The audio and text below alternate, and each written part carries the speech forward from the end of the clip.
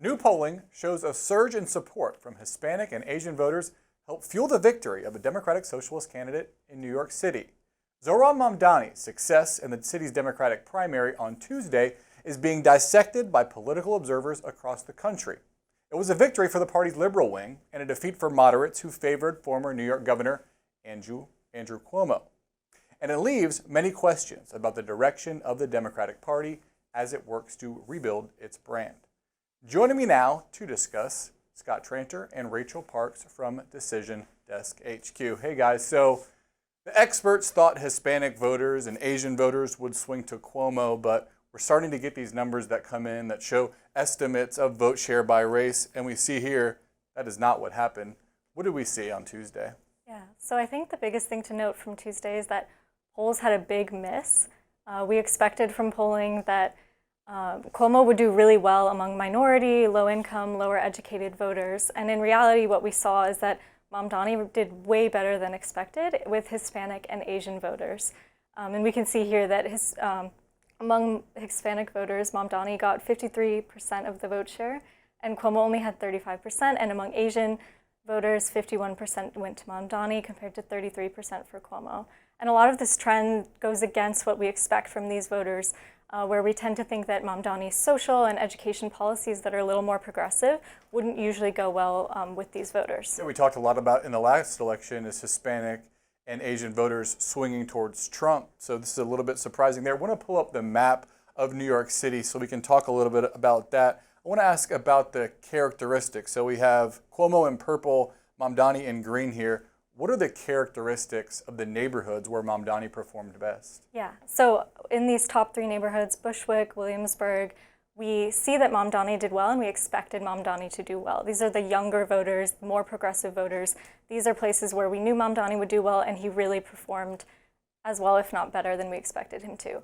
But then when we move down to Sunset Park and Woodside, what we see, these are Asian, working class Asian communities.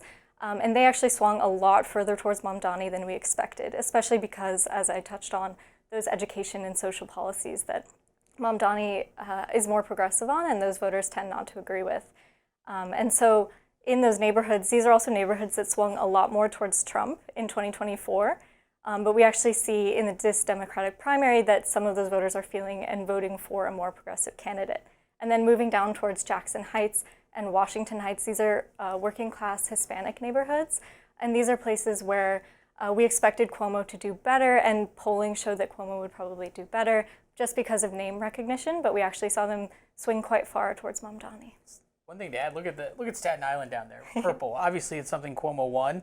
If Cuomo was going to have a good night, that would have been to be much deeper purple. It's the most conservative borough. Yeah, and that's something, and there's green there. So Mamdani certainly won some areas, probably some of the younger areas that Rachel described, but that is an area as the vote was coming in on election night, that's when we knew it was not going to be a good night for Cuomo. If you're Cuomo, you want that to be much darker. Much darker. Let's talk about black voters.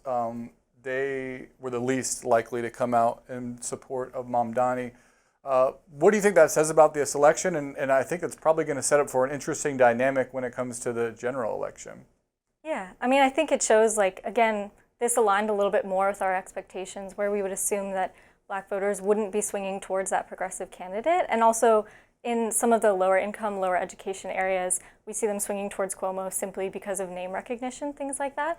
I think in terms of the general election, we really have to wait and see. This is a Democratic primary. I think seeing a more progressive trend in New York City in a Democratic primary doesn't mean a more progressive trend for the general or for primaries leading up to the general. I do think it's an interesting trend to be keeping an eye out for, especially in terms of those social values that tend to lead these swings. Yeah, wondering if you guys think that Mamdani is a shoo-in. Eric Adams, the current mayor, has announced he announced his re-election campaign. He's running as an independent.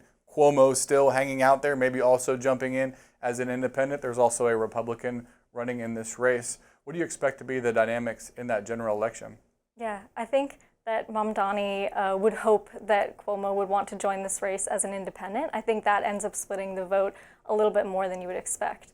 And I think that if it's just Mamdani versus Adams, I do think that Adams still carries a pretty strong chance of winning that, especially running as an independent. And considering that he's an incumbent and has done pretty well. Scott, I imagine this would be just kind of a drop down, drag out brawl between kind of the more centrist wing of the Democratic Party and the more liberal.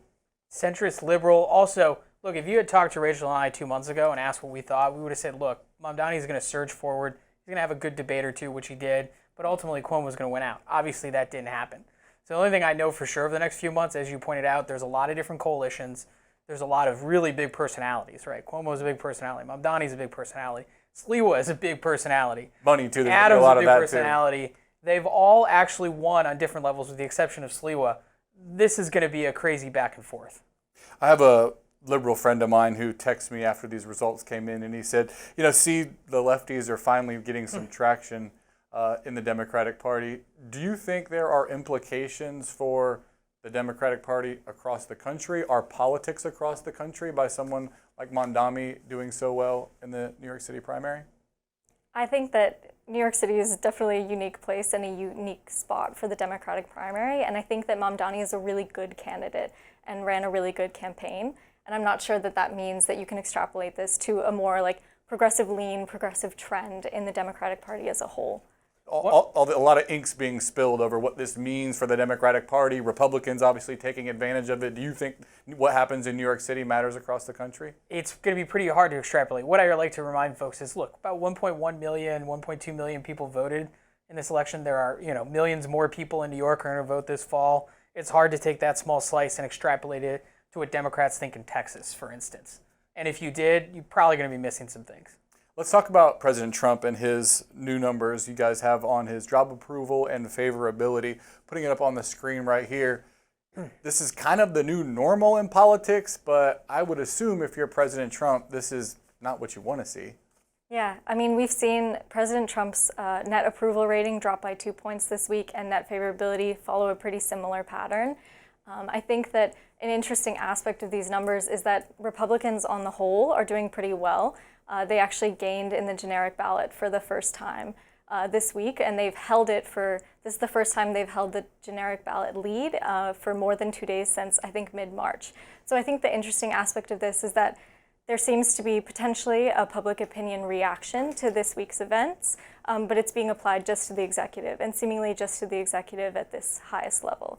Yeah, Scott, we were talking last week about Democrats being in pretty good shape on the generic ballot. Now, not so much the case. Is this just normal fluctuations, or is there anything that you think we can read into this? I definitely think it's normal fluctuations. Look, generic ballot's representative of what's going on in the news at that time.